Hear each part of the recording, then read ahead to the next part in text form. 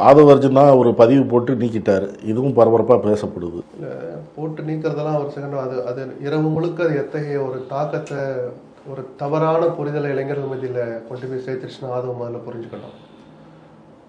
நேபாளை போல இலங்கையை போல இங்கேயும் புரட்சி வெடிக்கும், புரட்சி நிகழுங்கிறார். என்ன புரட்சி சார் நிகழும்? எதுக்கு சார் புரட்சி? சமூக வலைதளங்களில் ஒரே நாள் இரவில் அத்தனை பிளாட்ஃபார்மையும் நீங்கள் முடக்கிறீங்க. நேபாளில் இளைஞர்கள் கொந்தளிச்சா புரட்சி நடந்துச்சு. இங்கே என்ன நடந்துச்சு? உங்களுடைய சுயலாபத்துக்காக ஒரு பேரணி நடத்துறீங்க. உங்கள் கட்சியை வளர்க்கணும், உங்கள் கொள்கைகளை மக்கள்கிட்ட கொண்டு போகணும், உங்களுக்கு ஆதரவு தரணும், நீங்கள் போகிறீங்க. அந்த கூட்டத்தை நீங்கள் உருப்படியாக ஏற்பாடு பண்ணலை. போலீஸ்காரன் போகிற நிபந்தனை ஏற்க மாட்டோம். மோடிக்கு போடுகிற துணிச்சல் அங்கே அவருக்கு எங்களுக்கு போடுகிறீர்களே, மோடிக்கு நிபந்தனை விதிக்க துணிச்சல் இருக்கா? மைக்கை பிடிச்சி நல்லா கேட்குறீங்க. அப்படி பதவி மீறி கோர்ட்டுக்கு போறீங்க. கோர்ட்லையும் நீங்க பொறுப்போட நடந்துக்கங்க, உங்களுக்கு தான் பொறுப்பு இருக்குன்னு சொல்றாங்க. இவ்வளவு நடந்த பிறகு நம்ம இது துளி கூட அதை மதிக்கலையே அல்லது அமல்படுத்த முடியலையே, அமல்படுத்துறதுக்கு நிர்வாகிகள் இல்லையங்கிற குற்ற உணர்ச்சி, அந்த சுய பலம் தெரிஞ்சு அந்த பலவீனத்தை புரிஞ்சுக்கிட்டு அதுக்காகவாது பேசாம இருந்திருக்கணும். எதுக்கு சார் புரட்சி நடக்கணும்? நீங்க புரட்சி நடக்கணும்னா திமுக ஆட்சியில் இத்தனை ஊழல் நடக்குது, இதை நாங்கள் ஆதாரத்தோட நிரூபிக்கிறோம், மக்கள்கிட்ட கொண்டு போய் சேர்க்கிறோம்னு சொல்லிட்டு அது புரட்சி சார்.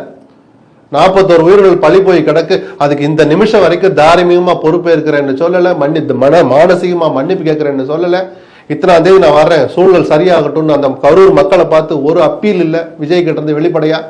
இவ்வளவையும் கமிஷன் அண்ட் ஒமிஷன் தாவேக்கா புரட்சி வெடிக்குன்னு ஒரு போடுறாரு, நீக்கிறார். நைட்ல என்ன நடந்துச்சு? இன்ஸ்டாகிராம்ல 356 அமல்படுத்துவோம், மெரினாவில் கூடுவோம். எதுக்குப்பா கொடுறீங்க? இந்த ஆட்சியை அகற்றணும்னா நீங்க மக்கள் கிட்ட போய் சொல்லணும், திமுக ஆட்சியை தூக்கி எறியணும். தேர்தல் மூலமா, மெரினாவில் கூடுவதன் மூலமாக அல்ல. பாரம்பரியமா நடந்துகிட்டு இருந்த ஜல்லிக்கட்டை தடுக்கிறாங்க, தடை போட்டு சட்டம் கொண்டு வர்றீங்க. அந்த சட்டத்தை ஏற்றுதான் தன்னெழுச்சியா கூட்டினா. சுயநலம் அதுல கிடையாது. இங்க உங்களுடைய பொறுப்பற்ற தன்மையை மறைக்கிறதுக்கு சிபிஐ விசாரணை வேணும், கோர்ட்டுக்கு போறீங்க, ஜட்ஜி வீட்டுக்கு ஞாயிற்றுக்கிழமையில போறீங்க. இவ்வளவு பண்றீங்களேங்க, மனசே ஆறல சார். இவ்வளவு பண்றதுக்கு நேரம் இருக்குல்ல, ஆலோசனை பண்றதுக்கு நேரம் இருக்குல்ல.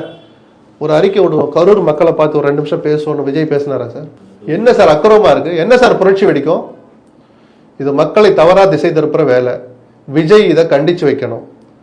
இது போன்ற அசட்டுத்தனமான வேலைகளை எவர் செஞ்சாலும் தப்பு தான். சட்டத்தின்படி நடவடிக்கை எடுக்க போறதா சொல்றாங்க. அது என்ன வேணாலும் இருக்கட்டும். ஏன்னா ஆதவ ஒரு இளைஞர், அவரை ஒரு இடத்துல வச்சு ஒரு பொறுப்பு கொடுத்துட்ட பிறகு, பொதுச் செயலாளர்ங்கிற பொறுப்பை கொடுத்த பிறகு, விஜய் கிட்ட வர்ற பல லட்சம் பேர்ல சில லட்சம் பேரை வழி நடத்துற பொறுப்பு, அவர்களுக்கு ஆலோசனை சொல்ற பொறுப்பும் ஆதவுக்கு இருக்கு. இப்படிப்பட்ட பொறுப்பான இடத்துல இருந்துகிட்டு இப்படி ஒரு அபத்தமான ஒரு கருத்தை விதைக்க நினைச்சதே தப்பு.